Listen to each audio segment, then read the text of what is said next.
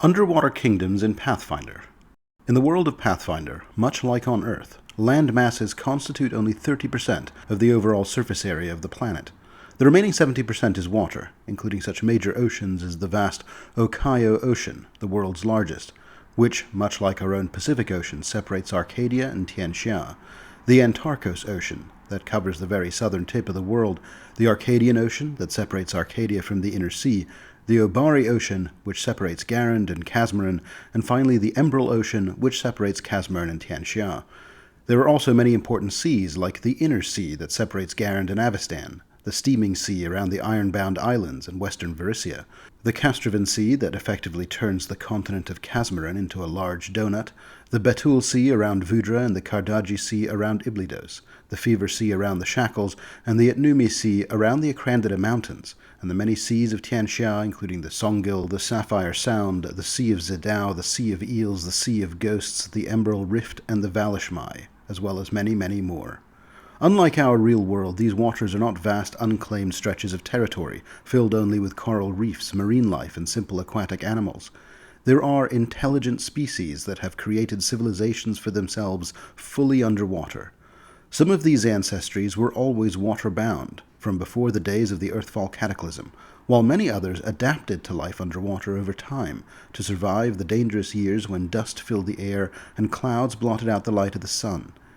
In this week's video, I look at some of the key underwater ancestries and their kingdoms. There's not as much detail provided around the major polities of the aquatic ancestries, but where they have been highlighted in the source material, it is my goal to highlight them in this video. Let's take a look at the major aquatic ancestries. Instead of sorting this list alphabetically, I'm going to instead try to sort this list from most populous to least populous. Naturally, some of this sequencing is based on my best guesses, using tools like random encounter tables, as exact population figures are not given across the entire world. Sedacthy. Formerly referred to as the Sahagin, but also often called the Sea Devils, the Sedacthy are ubiquitous across Golarion. I have in fact already done a whole segment on the Sedacthy in my Classic Monsters Pathfinder creature feature, which I'll link in the video description, so I won't retread too much of the same ground. Sedacthys are fish-like humanoids built for swift underwater movement, featuring clearly piscine heads with broad mouths lined with razor teeth. Though intelligent and disciplined, they are prone to fits of anger and bloodlust. Their society is a harsh meritocracy, where status is earned strictly through strength and skill, and any sign of weakness can be fatal. Part of the reason that the Sedacthy are so widespread is because their societies are typically both militant and imperialistic. Major Sedacthy power centers across Golarion include, but are not limited to, the Inner Sea. Near and around Absalom, the deep waters teem with Sedacthy. The Sedacthy have had a deep sea empire in the region for at least 500 years. According to the River Kingdom sourcebook, the Sedacthy Empire of the Inner Sea went to war with the Merfolk Empire of the Steaming Sea, which was dubbed the Deep Sea War, and lasted from 4118 to 4247. Most of their holdings lie deep under the waters of the Inner Sea, and are not extensively detailed in the source material. However, a few places are, typically when their holdings extend onto the land. Celian's Watch is an island off the coast of Andoran, for example, which is noted for having a large Sedacthy population. It is currently ruled by a Lacedon, a kind of aquatic ghoul, named Ilracha, who was formerly a lieutenant in the Andoran Navy. Today, most sailors know well to steer clear of this dangerous isle. Outsea. As described in my River Kingdoms region deep dive, following the 100-year Deep Sea War, elements of the stranded Merfolk and Sedacthy empires eventually established the half-submerged kingdom of Outsea in the River Kingdoms. It is a unique city-state, with a mix of both aquatic and non-aquatic ancestries living there, with the Sedacthy being one of the larger demographics. The Fever Sea. The Shark Islands, particularly the waters around the port of Olo, are noted as having large Sedacthy populations. They are so populous in the region that the land between Olo and Moke Harbor is even called the Sedacthy Coast. The Obari Ocean. Sedacthy can be found across the Obari, but particularly near Iblidos and Kardaji Bay. One significant site, the ruins of Liakora, which once was known as the silver-arched capital city of Poliakora, was claimed by the Sedacthy after it was destroyed by the great deep-sea leviathan Uzmaraku. The Emerald Ocean. On the southeast strip of Vudra, there is a region called the Open Bridge. Here, Sedacthys are particularly prominent. They control the mangrove islands, as well as the shallow waterways of the Kuruban Swamp. For some time now, the Sedacthy of the region have been investigating some of the ancient ruins located within the swamp's depths. though what they hope to find is not yet clear. Additionally, while the Sedacthy people are generally considered dangerous by most ancestries of Golarion, in the Kuruban region, they do also defend the swampland from the rampaging aberrations that ravage most of the rest of the Open Bridge region, so their presence is not viewed as negatively here. The Sea of Zidao. A mix of aquatic ancestries make up the Kingdom of Zidao, located in Tianxia, in the sea of the same name. Sedacthy are a prominent part of the mixed aquatic population here. The Valashmai Sea. The dreaded Kingdom of Understorm in the Valashmai is a city predominantly populated by the Sedacthy. At the heart of Understorm rises a massive, unique oceanic plant grown from the corpse of Ilatar, a kraken that ravaged the coastline here millennia ago. After Ilatar's death, its body rooted on the Valashmai seafloor, sprouting a colossal trunk and tentacles that bloom like anemones while radiating a corrupting magical aura. This aura has drawn vicious sea creatures that gather, clash, trade, and occasionally form alliances around it. Not so many years ago, a Tianxia fleet attempted to chart safe passage across it, but was overwhelmed by the twisted denizens of Understorm, and to this day, ship captains that navigate these waters know well to avoid it. The Okayo Ocean. The very greatest concentration of Sedacthy on Golarion lies in the deep reaches of the Sintos Trench, located between Arcadia and Tianxia. Their vast metropolis city of Fury Deep houses tens of thousands of Sedacthys alongside allied sharks, Adaros, slaves, and warped sea creatures. Fury Deep is ruled by Kinild High, a terrifying, ageless Sedacthy rumored to extend his life by stealing life force from those he kills. From this stronghold, massive war parties scour the depths and surface alike, destroying coastal settlements and attacking ships without mercy, scuttling vessels and slaughtering or abducting all aboard. Though Fury Deep is the heart of the Okayo Empire, smaller Sedacthy enclaves lurk along the coastlines of both western Arcadia and eastern Tianxia, delighting in brutal raids. Sedacthy from the Okayo Ocean were also responsible for the complete destruction of the Tianxia town of Tingusk in Minata. Sedacthy piracy plagues the Okayo Ocean. Most infamously, one pirate named Garia once commandeered a human vessel, and now flies false colors to lure unsuspecting ships into lethal ambushes. Merfolk. Merfolk are among the most widespread and culturally diverse aquatic peoples of Golarion, inhabiting every ocean and adapting to environments as varied as tropical reefs, frozen waters, and the deepest abyssal plains. Historically, they have frequently come into conflict with the Sedacthy, as they see themselves as the natural rulers of the sea, shaping coral cities, hunting great marine beasts, and even building large cities like Alomab, the titanic snail city of the Emerald Ocean. Across these communities, merfolk daily life mirrors that of surface dwellers in surprising ways, yet their immersion in a world without fire or metal has led them to a deep and practical mastery of magic. Sound, pressure, and water are their tools, woven through everyday craft and communal defense, and even merfolk without formal training tend to wield a few aquatic cantrips instinctively. Their physiology is unmistakable. Humanoid torsos joined to a sleek, powerful fishtail, with sharp features, slightly enlarged eyes, and skin tones that echo nearby human or elven populations, or further from shore, taking on the shifting blues, greens, and silvers of the open sea. The colors and patterns of their tails can be brilliantly vibrant in tropical waters, elegantly iridescent in temperate zones, or ghostly translucent in the depths, where some deep-sea merfolk even exhibit bioluminescent patterns. These physical differences often align with cultural distinctions, creating dozens of unique merfolk traditions linked to specific coastlines, reefs, or migratory patterns. Merfolk societies range from isolated clans to vast underwater kingdoms sprawling across continental shelves. Most prefer temperate shallows rich with life, viewing the lightless abyss the way surface people regard deserts, habitable only by the hardy or unusual. Their realms are often governed by aristocratic houses whose political maneuverings rival any surface court. These rulers are expected to be magically adept, drawing upon ancient teachings and heirloom artifacts passed down through the generations. Diplomacy between merfolk kingdoms is common, and relations with surface dwellers vary from wary distance to lively curiosity. Merfolk beliefs are as diverse as their societies. While most communities revere deities tied to the sea, Gosre and the elemental lords Kelizandri and Lysianassa foremost, others incorporate unique local traditions, such as shark-aspected forms of Erastil, which are common across many small merfolk villages. Values differ, though many merfolk emphasize communal responsibility, mutual aid, and the idea that acts benefiting the community uplift everyone. Their musical fluid language incorporates whistles, clicks, and shifting tones that sound oddly incomplete when spoken in air, prompting many surface-savvy merfolk to adopt names more easily pronounced above the waves. Adventurers from merfolk society emerge for a myriad reasons: diplomatic missions, the defense of their homelands, personal exile, or sheer fascination with the surface. Many are naturally gifted in magical disciplines that harness the rhythms of the wind and wave, becoming wizards, witches, or magi, while others train as fighters, sailors, or rangers bonded to sharks or other sea life. Major merfolk power centers across Golarion include, but are not limited to, the Arcadian Ocean. As discussed in my previous section, the 100-year deep-sea war was fought between a Sedacthy empire located in the Inner Sea and a merfolk empire whose power center was located near Conqueror's Bay in Varissia. Conqueror's Bay, Nizrock Bay, and the waters around the ruins of Aslan continue to harbor significant merfolk populations. The conflict between the Sedacthy and the merfolk also extended into the Aslanti archipelago.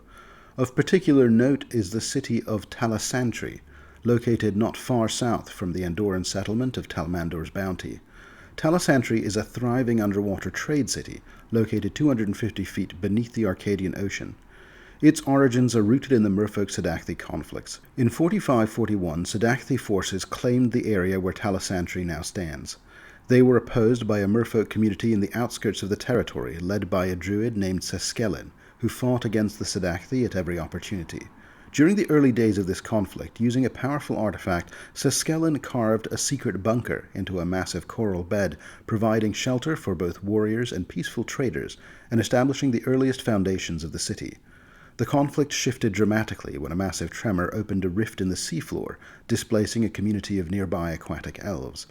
Cecaelia offered the elves sanctuary. The combined merfolk and elf forces emerged to drive out the surviving Sedacthy and claim the region. Thanks to its position along many major ocean currents, Talasantri soon became a bustling hub where aquatic people of all kinds gather to live, trade, and travel, all except to the Sedacthy, who remain permanently banned from the city. Despite merfolk representing the largest demographic, the city-state is currently ruled by an aquatic elf, the oracle Rilkimatai. The Inner Sea. Merfolk are particularly common around the Kortos Isles. They share this territory with the Azarketi and make up a significant population of the seafoam conclave around Absalom City. Outsea. Also, as previously discussed, one of the most unusual branches of merfolk culture is found far from any ocean, in Outsea, a saltwater lake town deep in the River Kingdoms. Founded by stranded aquatic mercenaries who unexpectedly survived the loss of their seawater magic, Outsea now shelters merfolk, Sedacthys, Azarketi, Nagas, and many more. Ruled by the Council of Generals and the enigmatic anglerfish demigod Danglosa, it stands as a rare example of a merfolk community comfortable with life among surface nations, though it should be noted most other merfolk consider its inhabitants rather odd. The Antarctos Ocean. Deep merfolk can be found in the coldest reaches of the Antarctos. Different from their other kin, the merfolk here are ruled over by an enigmatic race of aquatic giants. One noted ruler, Queen Ugram, commands a vast tribe of deep merfolk from a ruined temple dedicated to Kochchi, the Deathless Frost, standing in a depression known as the Rhimelin Basin. Not all the deep merfolk of the Antarctos Ocean are under the thumb of the deep giants. The free city of Luska can be found close to the Antarctos ice shelf. These deep merfolk live quiet lives and are not hostile to outsiders. Here a young sorceress named Eldiagai sometimes travels to the edge of the ice sheet, miles above her town, to trade with explorers and offer her services as an underwater guide. The Obari Ocean. Although there are many small settlements of merfolk across the Obari, there are a few distinctive and noteworthy ones. In Crescent Cove, along the coast of the vast Garundi land of Holonog, there is a community of merfolk who work with privateers and merchant sailors alike, mending ships and bestowing blessings upon the seafarers. A local custom dictates that every 7 years these merfolk should seek out a sea groom from among the Obari pirates, and a land bride from the coastal provinces. There are also, of course, the merfolk of Iblidos. Earthfall's impact lashed Iblidos with tsunamis and shattered its western coasts, even causing the ancient Cyclopean town of Ixinche to slide into the ocean. When the merfolk discovered it, they adopted this coral-encrusted site just outside Eliosos. Although they live close to the great Iblidan capital, and they are sociable for their kind, the merfolk here remain aloof and often view their human allies with suspicion. One particularly outspoken figure is Dua Elox, who has spent most of the past 5 years petitioning and later demanding a formal myth-speaking so that his people might have a true champion to lead them against the Sedacthy that plague their waters. Finally, further out to sea, in the near center of the Obari Ocean, there was once a significant merfolk settlement destroyed by a violent storm. Adrift and dying, the survivors of this event were discovered and saved by Hintharaga, a colossal brine dragon. In gratitude, they pledged themselves to her, and over generations their small band has grown into a full settlement devoted to the dragon's worship. They revere her as a near-divine protector, and guard her lair while she sleeps. The Emerald Ocean. In the Emerald Ocean, merfolk populate the great trading city of Alomab, an otherworldly metropolis built within and atop the shell of a titanic ancient sea snail that endlessly crawls along the ocean floor. The creature's slow, steady migration shapes the rhythm of daily life. Districts shift gently over time as the snail moves, and the merfolk architects constantly adjust walkways, coral-grown towers, and kelp bridges to its changing position. Alomab's interior spirals with bioluminescent chambers carved over centuries, housing markets where merchants from across the ocean trade pearls, relics, arcane watercraft, and rare deep-sea fauna. In this region, large populations of merfolk can also be found in the city of Deshaliti, located in a deep trench of the Emerald Ocean. Deshaliti was originally established by a small group of ceratioidae, easily mistakable for a Sedacthy to the uninformed. These anglerfish-related creatures are native to deep trenches, displaying significant sexual dimorphism. The females are more recognizable as sentient creatures with functioning limbs, while the males resemble a small fish. Regardless, these founding ceratioidae managed to protect the trench city of Deshaliti from a significant Sedacthy raid, and as word of their defensive strength spread quickly, new settlers, including not just merfolk but also aquatic elves, and Cecaelia, now call the important deep-sea city their home. The Songil Sea. Merfolk of the Songil Sea are a nomadic people, known for following the region's infamous fishtail winds. These sudden angular gusts are born from the sea's constant mingling of warm and cold waters. Currents merfolk navigate with ease, but which can leave the surface ships vulnerable and often unprepared. To the local merfolk, fishtail winds are seasonal markers and migratory guides, stirring plankton blooms and shifting schools of fish that their communities rely on. Merfolk colonies travel along the paths carved by these winds, following their unpredictable arcs as part of an ancient tradition. Tianxia. Merfolk are particularly prominent in Tianxia in the Sapphire Sound and in Zidao. Some significant merfolk figures in the area include Kana, the high priestess of Fumeyoshi in the Sapphire Sound, who preaches unwavering devotion to the Lord of Envy. The merfolk crime lords of Jito, a half-submerged city in the nation of Chuye, described in more detail in my Northern Conquered States region deep dive. Hadalpia, the current keeper of Karagatan, an ancient merfolk power broker who has played a crucial role in restoring Wanshu's reputation within the local oceanic community, creating trade opportunities and amassing a fiercely loyal retinue of retainers. And High Commander Thive of Western Zidao, who shares command of the Underwater Kingdom's military with his peer, the ocean giant Sawtooth. Athamaru. There are two dominant Piscine species in Golarion. The first and most widespread are the militaristic and aggressive Sedacthy that I have just discussed. The second, serving as a kind of cultural counterpoint to the Sedacthy, are the Athamaru. They are also a fish-like people, but are non-aggressive, and generally form friendly relations with outside groups, including land-dwelling peoples when their settlements can be found near coastlines. However, their non-aggressive nature has also made them easy targets for more imperialistic species, like the Sedacthy, and so they can also often be timid and wary around outside groups as well. Formerly called the Lokatha in previous editions, they move awkwardly on land, but are graceful, swift swimmers underwater. Athamaru communities are small, loyal groups, typically led by a matriarch who lays most of the eggs and is supported by primal spellcasters, who also take the responsibility of raising children.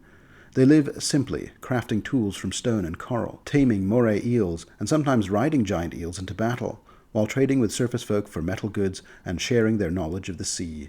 Like my section on the Sedacthy, I'm keeping this ancestry coverage fairly brief here as I cover the Athamaru in additional detail in my video on Minata, where I discuss the underwater kingdom of Zidao. My Minata region deep dive will also be linked in the description below. Major Athamaru power centers across Golarion include, but are not limited to, Tianxia, The largest population of Athamaru rules the underwater nation of Zidao. They are the majority population in Zidao, and the entire nation is ruled over by Queen Urakadusi, High Matriarch of Zidao. She rules from the metropolis city of Yashaburu, capital of the underwater nation, but her authority extends to Zidao's other city-states as well.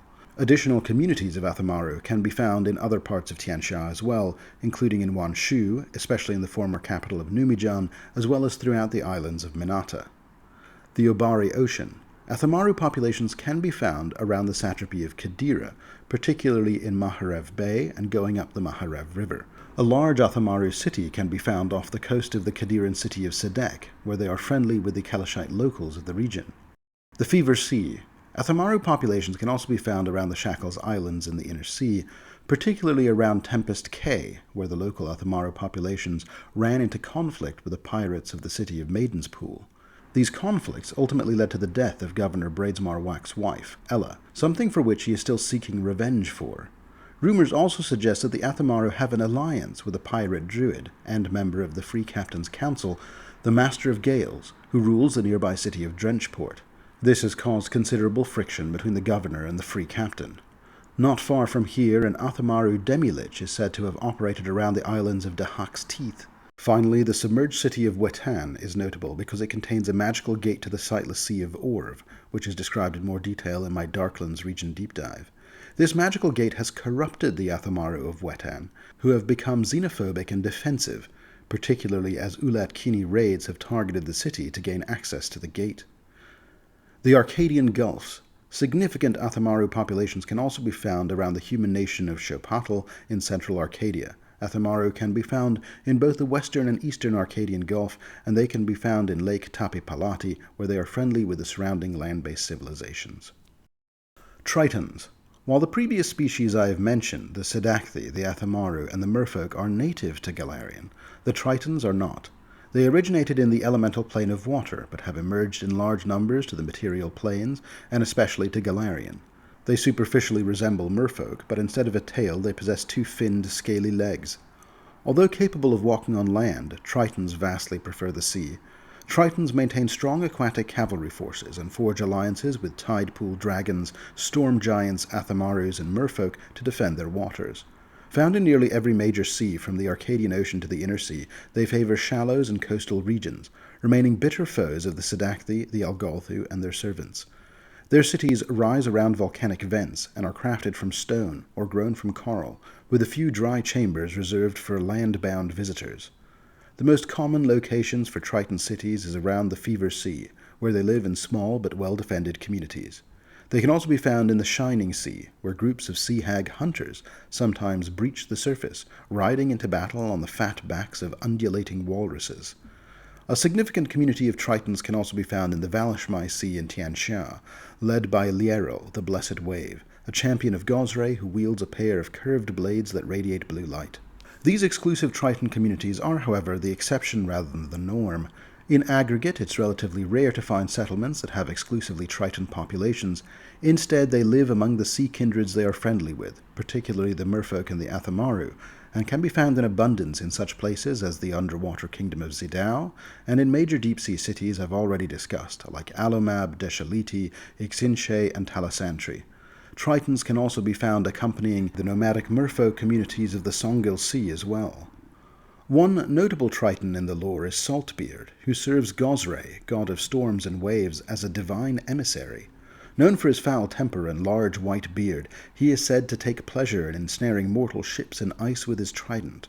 Devotees seeking his aid traditionally offer hot rum as tribute. A statue honoring Saltbeard stands at the Hermitage of Blessed Lightning, northwest of Aberton on the Isle of Arran. The Azarketi. Finally, we come to the first ancestry that adapted to life in the deep sea thanks to magic. Also sometimes called the Gillmen, or the Low Aslanti by outsiders, Azarketis are an amphibious humanoid ancestry, found specifically throughout the Arcadian Ocean steaming sea and inner sea.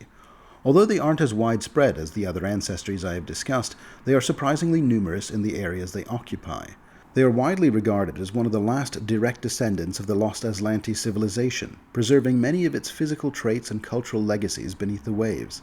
They can breathe in both air and water, but they prefer the water, and extended periods away from it can ultimately lead to persistent ailments or organ failure. Azarketis possess remarkable versatility both above and below the water, making them skilled adventurers.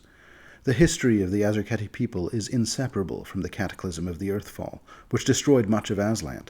While most humans perished in the infernos, tidal waves, and earthquakes, a few survivors endured. It has been suggested the Algolthu had a hand in this survival, with their flesh-warping techniques employed to allow the survivors to adapt to life beneath the waves. Since then, Azarketis have formed independent societies, though some, who call themselves the Awakened, still serve as secret agents of their ancient masters. Despite this sinister connection, Azarketi today are remembered more for their ties to Aslant, and for their occasional acts of diplomacy, such as presenting the keystone of the Arch of Aradin to Andoran, than for their connections to the Algolthu. Society among the Azarketi is deeply tied to the preservation of Aslanti culture.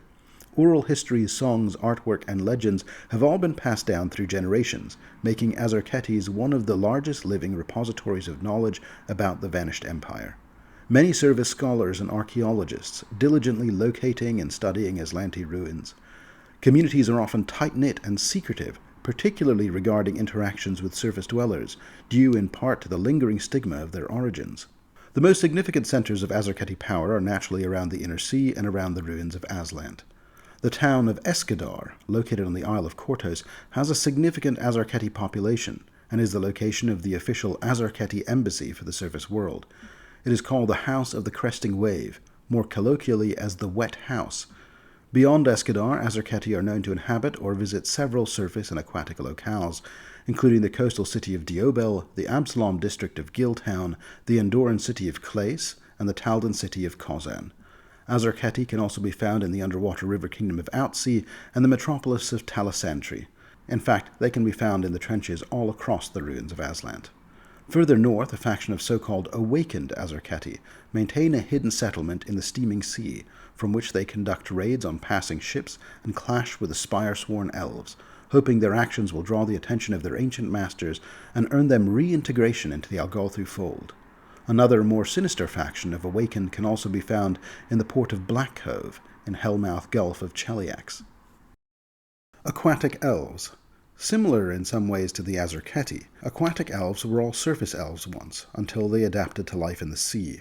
Although magical in nature, the evolution of the aquatic elf occurred because of the innate magical adaptability of the elven species, rather than because of the application of occult or flesh-warping magic.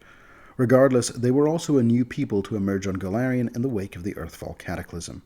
Aquatic elves are a versatile amphibious people, capable of living both above and below the water, though the majority prefer the safety and abundance of the ocean depths. Known for their intellect and refined sensibilities, aquatic elves view themselves as capable of perceiving life in multiple dimensions, and this perspective often gives them an air of aloofness when interacting with surface dwellers. Their combination of intelligence, adaptability, and natural grace makes aquatic elves both formidable in their environment and captivating to those who encounter them above or below the sea. Physically, aquatic elves are striking and graceful, admired by elves, humans, and other surface races alike. Their skin tones vary with environment and lineage, ranging from pale white or golden sand hues to coral russet or green-black shades reminiscent of deep-water kelp, often adapting over generations to match local conditions. Their hair is long, silky, and ripples with blue and green shades, while delicate translucent webbing between fingers and toes allow them to swim with exceptional agility and precision. Aquatic elf communities can be found around Lake Carthen, particularly near the elven nation of Keonan, and around the port of Greengold, but also traveling up the Glass River down to the Endawar and in the waterways beyond the elven capital of Yadara. A small but important semi-independent community called the Akisazi can be found off the coast of the new kingdom of Ravenel as well, a notable example of the kind of dual settlement that straddles both air and sea, accommodating a small half-elf community above the water while their fully aquatic kin often dwell below. In the Arcadian Ocean, aquatic elves maintain cooperative relationships with the elves of the Mordant Spire, guardians of the ruins of ancient Aslant. Surface elves trust aquatic kin to safely explore their ruins, recover valuable artifacts, and leave dangerous sites undisturbed. Aquatic elves take pride in this trust, often refusing to share their knowledge of Aslanti ruins with outsiders in order to maintain good relations with their surface cousins. Aquatic elves also form a significant part of the city of Talasantri in the ruins of Aslant, in Alomab and Deshaliti in the Emerald Ocean, and can be found in the river kingdom of Outsea as well. Cecaelia. Among the friendlier but more reclusive denizens of the deep sea are the Cecaelias, social, short-lived, half-octopus humanoids who thrive on novelty and new experience. Similar to merfolk, their upper bodies resemble humans, exhibiting a broad range of skin, hair, and eye colors, while their lower bodies consist of 8 strong, agile tentacles, which function primarily in water but can provide some ability to maneuver on land as well. They are friendly and curious, forming alliances with Azarketi, merfolk, and Athamarus. They value straightforward communication and react poorly to condescension or excessive flattery. Cecaelias often form nomadic communities, typically in small family groupings, and stay together for protection until children reach an age where they can travel safely independently, after which the family resumes wandering. They are also known for their elaborate tattoos, often inspired by ocean currents or personal experiences, created with inks made from cephalopod ink pods, sea plants, and tropical fish. These tattoos are highly valued in their communities and serve both as art and as markers of social respect. Because they are nomadic and live in small groups, they don't have significant centers of power, but they can be found in the many major areas I've already covered. They do, however, claim to be descendants of a vast aquatic empire that once spanned the depths of the Emerald Ocean, that was said to once be centered around a great nautiloid city, known as Siwu. Why their ancient empire ended, they don't deign to say. But some Cecaelia suggest they grew bored of ruling the depths, and willingly descended into the nomadic groups they now favor. Ulat-kini. The Ulat-kini are green-skinned aquatic humanoids, originally flesh-warped from humans by the Algolthu to create an obedient amphibious slave race. After Earthfall, many were abandoned and became so-called masterless, forming loose tribes in old Algolthu sites or near water sources. These tribes lost their former discipline, regressing into a more brutal, survival-driven existence. Significant Ulat-kini settlements can be found in Thoska Lake in the Ironbound Archipelago, in the Drowning Stones in the Mwangi Expanse, in the ruins of Hirantam in the Soddenlands, along the coast between Greenblood and Clareng in the Shackles, and in cold Momugadu, located deep beneath the inner sea. Since they are so closely related, let's briefly touch on the Algolthu as well, although I'll be brief here as I've done an entire video on that subject already. The Algolthu came to Golarion in the Age of Creation, ruling the oceans and eventually driving off their rivals, the Zeomorns. During the Age of Legend, Algolthu leaders orchestrated the Earthfall, drawing down the Starstone to erase Aslant. Today, few fully awakened Algolthu remain, though many more are rumored to remain in stasis. Although their numbers are few, their cultural and historical impact is vast, especially in the underwater realms. Their power is such that wherever they appear, they carve full kingdoms dedicated to themselves. Adaros, Grindylos, Gutaki, Ikutursus, Selki, Siokois, Scrags, and Water Nagas. A simply dizzying number of other intelligent creatures can be found across the oceans and seas of Golarion, forming small, distinct, or mixed communities. Most of these creatures form primitive, violent, or xenophobic cultures, though there are, as always, exceptions to these rules. The Sedacthy, who are also noted for aggressive territorialism, are largely differentiated from this group by the impressive scale of their civilization. However, all of the beings found on this list can be found within Sedacthy-controlled waters as well, sometimes serving them as a subservient or second-class people. Adaros are shark-like creatures, generally found in the tropics of the Arcadian Ocean and generally sticking to shallower nearshore regions. Adaros are even found in tranquil harbors near villages and cities, making the beaches and docksides of those communities a dangerous place to be caught alone. Ilis Magorti and the seas around Mediogulti Island are known as the territory of the Kaneano Adaros, who call the reefs at the entrance to its harbor home. Grindylos are cruel, fast-breeding aquatic goblins who lurk in reefs, kelp forests, and ship graveyards. With bulbous heads, ruddery limbs, and barbed tentacles in place of legs, they swarm their victims in chittering, chaotic packs. Their tribal groups are fiercely territorial and prone to sudden, inexplicable violence. While most Grindylos harass fishers and coastal villages, some provide mercenary services to stronger underwater powers in exchange for food or protection. They are particularly common around the islands of the Shackles, especially Dahak's Fangs. Gutaki are highly intelligent devilfish, large, aggressive, squid-like creatures. Ancient mariners say that the first devilfish were born from a war between the Kraken Queen Cactora and the demon lord Dagon. As the story goes, Dagon's tainted blood mingled with the Kraken's sundered flesh, seeding it with his malice and birthing the first devilfish. Whether myth or memory, these creatures bear all the savagery attributed to both progenitors, hungering for blood and ruling over their own shadowed corners of the sea with ruthless ferocity. These creatures dwell in the deepest ocean trenches and rarely leave, as their bodies are well adapted to the incredible pressures down there. Ecutursos are eel-like creatures who dwell in scattered ruins along Golarion seafloors, building vast air-filled chambers where they imprison and torment thousands of captives. Particularly unusual humanoids fetch extravagant prices in this cruel economy. The greatest of their settlements, the city of Eelmaw, lies within the Sintos Trench, where the Songul Sea meets the Okayo Ocean, and from the city of Eelmaw countless raids are launched, coastal villages vanish overnight, and ships are emptied of their crews in moments. Selkie are humanoid seals, with webbed, clawed hands, broad flippers, and a muscular, streamlined body. Their heads blend human and seal features, marked by large dark eyes and curved, predatory teeth. Their coats range from chestnut to slate gray, often mottled with darker spots. Males can reach 6.5 feet in length and weigh up to 300 pounds due to their insulating fat, while females are somewhat smaller and more slender. One notable Selkie is Cecaelia, the most feared Selkie in the Ivory Sea, known for hunting down those who have harmed her kin.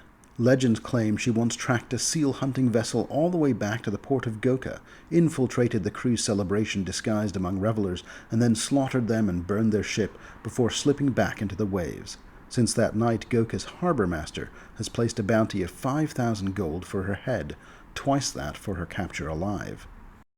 Cecaelia are another breed of eel-like creature, but more closely resembling electric eels. Their temperament varies by depth. Shallow water Cecaelia are more sociable, even trading guidance to shipwrecks and ruins, whereas deep water clans grow brooding and hostile.